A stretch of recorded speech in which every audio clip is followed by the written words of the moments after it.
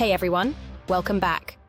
Today we're tackling one of the most important weeks in recent financial memory, from November 2nd to November 8th, 2025.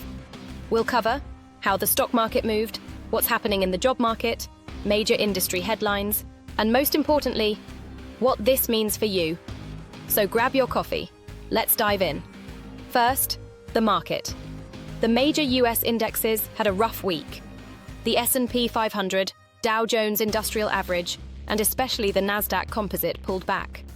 According to Reuters, the S&P ended the week down around 2.4% from its peak. Tech stocks led the way down. For example, the Los Angeles Times reported that major tech names like Nvidia Corporation and Microsoft Corporation fell significantly, dragging the broader market along. Why did this happen? Two big drivers: a growing concern that high-flying stocks may be overvalued amid slower growth. Weak labor data and rising layoffs causing investors to question the strength of the economy. Reuters put it this way: investors will seek clues about the health of the US economy, following worrisome labor market reports and technology-led turbulence. So, what's the takeaway? When growth expectations falter, risk assets like growth tech stocks can suffer. This week, we saw that play out.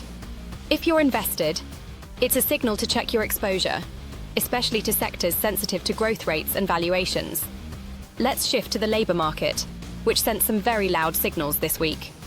A report by Challenger, Gray & Christmas showed that employers announced 150,000 job cuts in October alone, the largest for that month since 2003.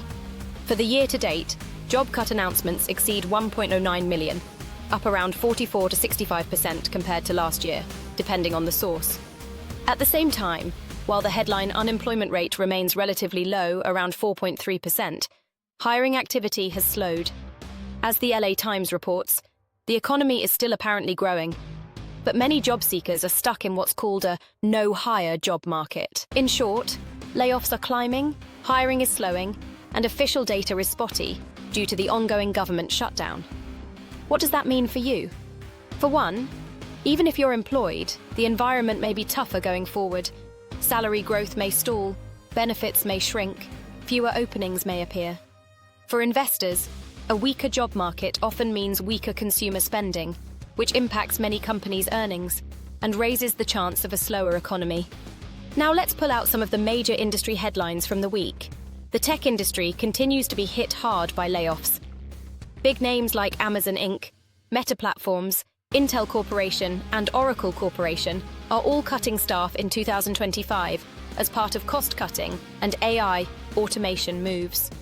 The ongoing US federal government shutdown continues to delay key economic data releases, making the market and policymakers somewhat flying blind. With the market pullback this week, defensive sectors like consumer staples, healthcare, and utilities are starting to look relatively safer than high-growth sectors. So, if you're evaluating your portfolio or your job prospects, this week suggests a trend toward caution rather than full throttle growth. Let's bring this home and talk implications. For investors, growth stocks are under pressure. If your portfolio is heavy in tech or companies reliant on strong consumer spending or high valuations, you may feel headwinds ahead. Defensive assets may be worth a look. Sectors that rely less on high growth and more on stable earnings may provide more buffer. Keep an eye on interest rates. As the market syncs with the potential of slower growth and labor market weakening, expectations for rate cuts may increase, which has implications for bond yields, stocks, and real estate. For individuals, job security matters a lot more now. If you work in a sector vulnerable to automation, cost cuts, or weaker consumer demand, this week's labor data is a warning. Emergency funds and conservative planning matter. When growth slows, unexpected job loss or sliding income can hit harder. Investing still matters, but spacing and risk alignment matter even more. Don't assume the same high-growth path of the last few years will continue unchanged.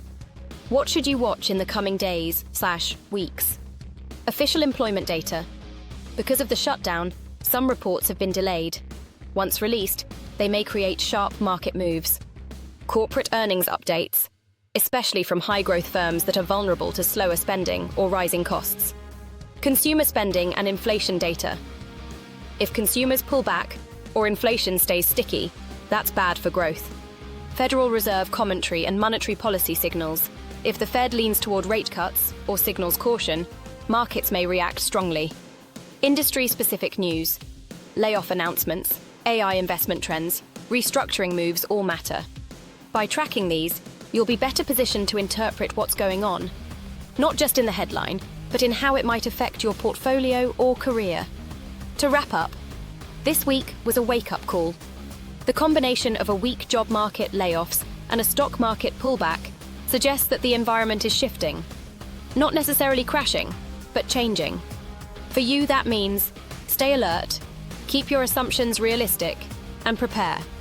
Here are 3 things you can do starting now. Review your portfolio. Make sure you're comfortable with risk, and don't assume last year's performance will repeat.